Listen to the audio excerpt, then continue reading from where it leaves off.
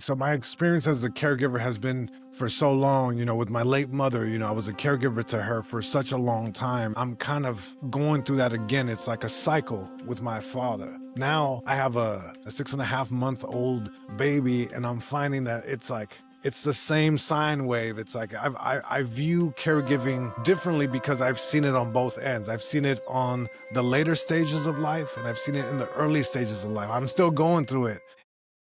Hey, everybody. My name is Joshua Wright. I'm here at the 23rd Annual Fall Cancer Conference for the Carbone Cancer Center. I'm here with the keynote speaker of the day, comedian and extraordinaire, Mr. Jesús Trejo. Welcome to the show. How you feeling today? Great. Thank you for having me. This is great. Look, we're in the convention center in Madison, Wisconsin. I had cheese curds yesterday. I'm ready to go. Yes, that means he is locked in. I love it. I love it. So you've been open about your caring about your parents while pursuing your career. Yeah. What's one thing that you've learned about caregiving that surprised you? One of the things that I've learned about caregiving that really surprised me was, you know, caregiving as it is a very lonely um journey. It feels lonely at times. It feels like the world is on your shoulders. It's very hard, but it's hard to ask for help. But I was surprised to find that the moment I was able to ask for help, how much people were willing to help. Oh, And you really find a community because, people understand what it is to be a caregiver, which is either for a child, a older loved one, like a pets, maybe? pets, like a loved one with special needs. There's different versions of caregiving. So when you reach out, I think that's a universal, like, I understand, and let me see how I can help. So I was really surprised because sometimes you're like, I don't want to bother people. And um, yeah, when you find the courage to finally go ask, one is very pleasantly surprised how much people would really show up, and I'm very grateful that I had a lot of people show up during my journey. Very nice. Is there somebody that, like a position, like maybe somebody at the corner store that you didn't know stepped up, or was there somebody that popped in your mind when you thought of that surprise person that, You know what? It wasn't necessarily the surprise thing, but you know what? It's like, we can look at something like what you're saying, like a specific person. That's the macro, but the micro is when strangers that I don't even know their name, when I was like pushing my mom's wheelchair and they would open the door because they saw me coming.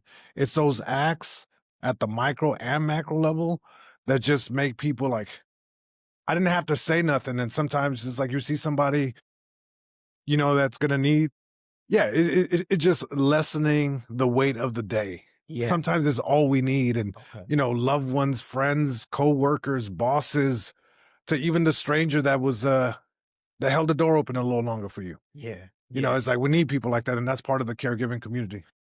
Thank you for being very specific about that example. That's how I like put together things in my mind. And so that was concrete. I was able to very see Oh, how that cool. Yeah. happened.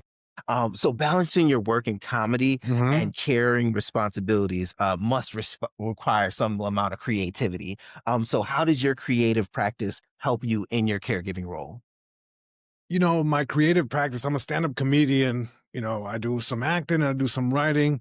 So I think all of that really helped me put stuff into perspective. Like, because I'm a stand-up comedian, stand-up comedy is a art where you are like, you bring your life to the stage, right? So through authenticity, you're able to find connection with people. So it's like I felt that the more I was open about this thing, which at first I was like, I don't know if I want to, it's hard to perform and talk about the things that you're going through. But when you're specific, I after shows, I was so surprised how people would come up to me and be like, hey, I'm going through the same thing, I'm going through like taking care of my parents. That's one of the things that I talk about where I was like, I'm raising my parents. After a while, the tables turn and you got, so it's one of the motifs, but it's like the big art, like the big, how can I say it? Like the big title of caregiving, Yeah. that really helped give me perspective because I found that no matter where I went in the, like anywhere where I traveled to and did a show, I was able to kind of, it was like a mutual kind of like it fed each other. Okay. I was a better caregiver because I can do my art. I was a better artist because I was a caregiver. So it's like it's mutually like they coexist. Okay. Yeah, Man, that's really cool. And I'm glad that you were able to share with us that process because I can't imagine what, the strain that it might take sometimes. But to know sure. that it's feeding in a kind of a way each other makes me give more like Yeah, for the art. reassurance. Yeah, like for the art, like, stand-up comedy is something where you're trying to find the humor maybe in the dark corners of certain premises, it's like caregiving is, it can be very rough, but it takes the same amount of energy to find things to worry about and feel heavier. It's the same amount of energy to look at the other side of that and look at the positive side. And why not bring humor and laughter to people going through something like that, And yeah, comedy has been my North Star, and I feel like yeah, it's been the coolest thing to find the intersection between comedy and caregiving. That was a great nugget. I hope that you all caught that. Please go ahead and rewind the tape if you missed that. You're right. Yeah, yeah. That So, from what you've experienced, what supports do caregivers need most that maybe isn't talked about enough? So caregivers need so much support like across the board, right? Caregiving is something that requires so much energy, both physically, mentally. A couple years ago, I did a documentary with AARP called Care to Laugh, and that project came about because they were doing a research study with uh, University of Notre Dame and Google, and what came back was so the research was focusing on what do caregivers need most, and what came back was that they needed time and they needed laughter. So that's why the Care to Laugh program came about, and then the documentary. But it's like time. Make sure you're like take care of yourself, finding of those pockets in the day for you to, even if it's 1 minute, that's 1 minute that you can recharge your battery, that kind of thing. But also look for the pockets in the day that you're able to find the humor. I think that's like the big key for me. Okay. Finding the pockets, finding the places. When you went to go, you almost said like plug in. I almost thought like my cell phone, even for a second or a minute Sure. to recharge that battery. Yeah, it's like an invisible thing. I'm gonna plug into this, the wavelength that I'm plugging in to see the comedy in the day. I'm plugging in to just sit here and be grateful for everything that I have. Yeah, I mean, and everything that I don't, be grateful for that too, because that's like a blessing in itself. Okay, okay. That's awesome too, because a technique that I have is, just with friends sending me small shorts on YouTube or something like that. Hmm. We have the group chat, or we'll throw a GIF in there, a GIF in there, to kind of just make the comment or whatever You know what's emphasize the. special about that? Oh, That that even if it's just like a picture or a hey, what's up, or like a quick reel or like a short or like whatever it is, it lets people know that you're thinking of them. okay, That right there is okay, already is like a boost of endorphins of like, okay. And you may not know what everyone in that group text is going through. There's probably like let's just say there's 10 people. Out of those 10 people, two of those are not gonna go in there and be like, I'm having a really rough day. But in that rough day, if they take that little time, that little pocket in the day, and they just look at that funny picture, it's like, or hey, look what I'm eating. Oh, that's pretty cool. It teleports you out of the heaviness, and it gives you just enough of a shot of endorphins to one, let you know that you're surrounded by good people, and two is like that's all I needed to get through the day sometimes. So okay. Got that's you. great, man. Yeah, man. Yeah. Okay. And how has the experience of caregiving altered the way you view care in both your personal and professional work? Say that one more time. So, just in terms of, has your experience of caregiving Hmm. altered the way you view care? Yeah, I mean, you've been talking a lot about, just the simple pieces of it, hmm, also the heavy pieces about it, but, has your experience changed the way you see care?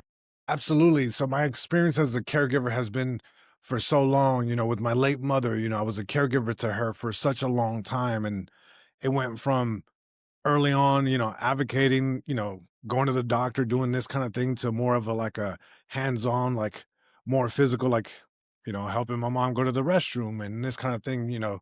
Um, so I went through that journey, right, as a caregiver. And now I'm kind of going through that again. It's like a cycle with my father. Now Okay. I have a 6 month old, 6.5 month old baby, and I'm finding that it's like it's the same sine wave. It's like I view caregiving differently because I've seen it on both ends. I've seen it on the later stages of life, and I've seen it in the early stages of life. I'm still going through it, and I can tell you that it's a fine balance, Okay. and it requires the same amount of patience. And I almost feel that I'm a better caregiver now. To not a better, but I'm yeah, better is not the word. I think I'm more aware as a caregiver, being a dad to my 6 month old, because I went through the stuff that I went through with my late mother.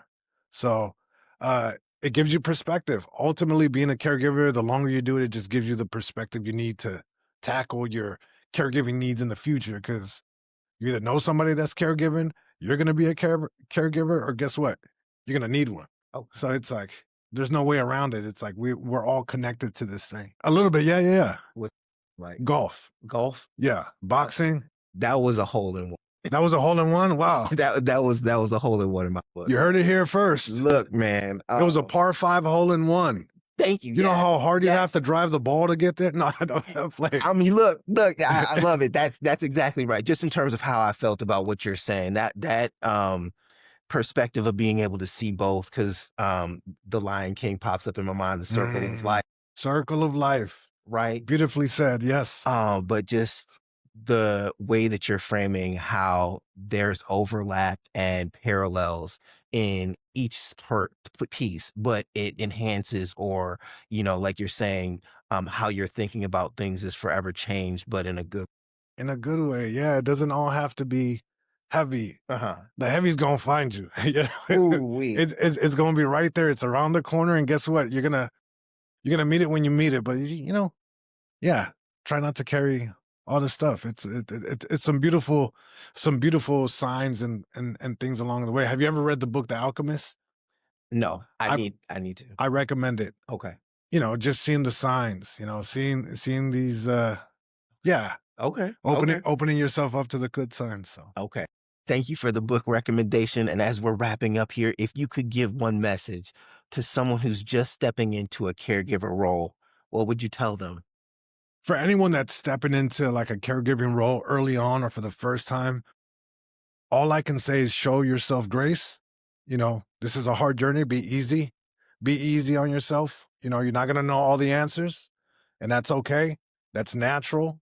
Mhm. And you're going to learn a lot, so it's like, you know, understand that you're doing the best you can with what you have at the time. That took me years Okay. to understand Okay.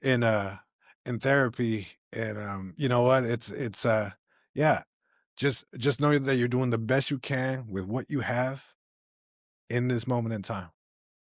Okay. This has been such a great honor and pleasure to be able Oh, to sit down and talk with you. hey, thank you so much. It's a real Appreciate pleasure you, to bro. Okay. yeah, likewise. A pleasure to meet you and your team. Thank you for letting me hang out with you guys for a little bit. Yeah, and then looking forward to your keynote speech later today. Yeah. But please feel comfortable coming back to Wisconsin. We love to have you Oh here. yeah. Do you want to shout out anybody just in this moment? Shout out to Yeah, shout out to all the caregivers out there doing some good work. You're not alone. Keep doing the good work. Yeah, we are a better world because you're here and in it and caring. So thank you to all the caregivers. Yes. With that, folks, thank you so much for joining us for another episode of the Cancer Clear and Simple podcast. I'm your host, Joshua Wright. Please go ahead and find us, look us up, tell a friend, and make sure that you tune in next time to the Cancer Clear and Simple podcast.